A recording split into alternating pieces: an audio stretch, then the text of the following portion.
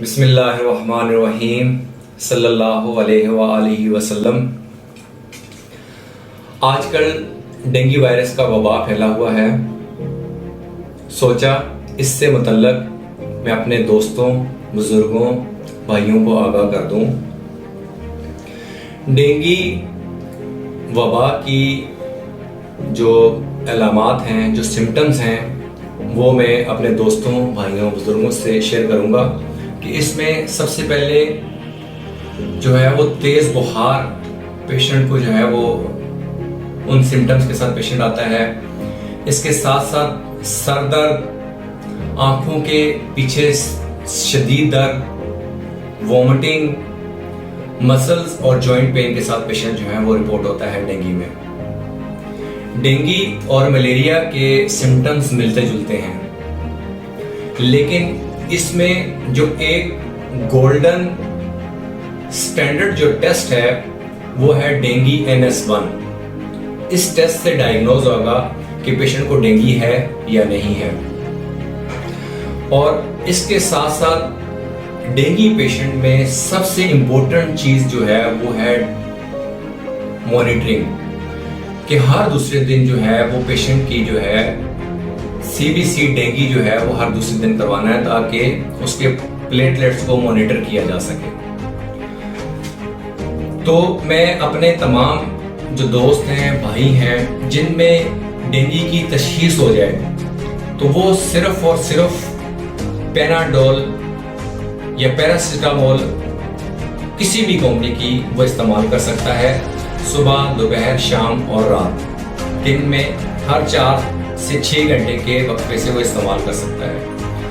اگر پیناڈول کے یا پیراسیٹامول کے استعمال سے بھی جو ہے وہ بخار نہ ٹوٹے تو پیشنٹ کو ٹھنڈے پانی کی جو ہے پٹیاں یا اس کو فوری طور پر شاور دیں، تاکہ اس کا بخار کا جو ہے وہ زور ٹوٹے۔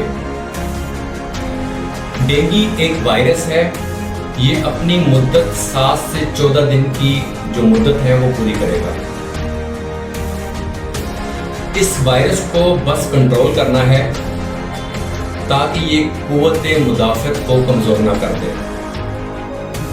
اس وائرس کو ختم یا کنٹرول کرنے کی ابھی تک کوئی دوا دریافت نہیں ہوئی ہے۔ بہت سے ڈاکٹرز اینٹی ملیریل یا اینٹی بائیوٹک ڈینگی میں لکھ رہے ہیں، تو میں تمام بھائیوں اور ان ڈاکٹر صاحبان سے گزارش کروں گا کہ ڈینگی میں آلریڈی امیونٹی ویک ہوتی ہے، تو نہ اس میں اینٹی ملیریل اور اینٹی بائیوٹک سختی سے منع ہے، صرف پیراسیٹامول دینی ہے۔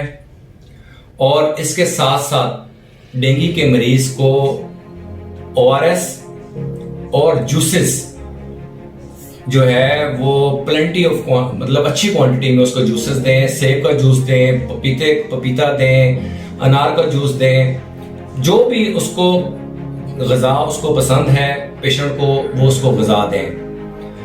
کوشش کریں کہ اس کو نرم غذا دیں، تاکہ جو ہے وہ پیشنٹ کا جو ہے وہ سخت غذا سے جو ہے وہ انٹرنل بلیڈ نہ ہو۔ اور نارملی اس میں پیشنٹ پینک ہو جاتے ہیں، تو اس میں صرف ہم نے پلیٹلیٹس کو مانیٹر کرنا ہے۔ 1,50,000 سے 4.5 لاکھ تک جو ہے وہ یہ نارمل ایک انسان میں پلیٹلیٹس ہوتے ہیں۔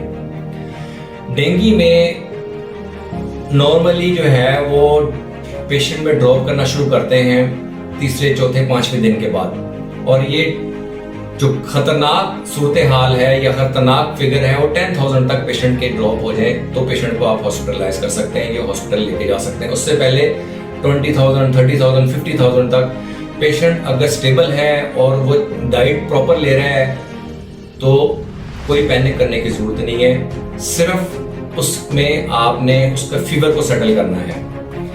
تو میں تمام بھائیوں بزرگوں سے گزارش کروں گا کہ یہ ایک اویئرنیس کا ایک پلان ہے، اور اللہ تعالی ہم سب کو اپنے حفظ و امان میں رکھے ان وباؤں سے اور ان پریشانیوں سے۔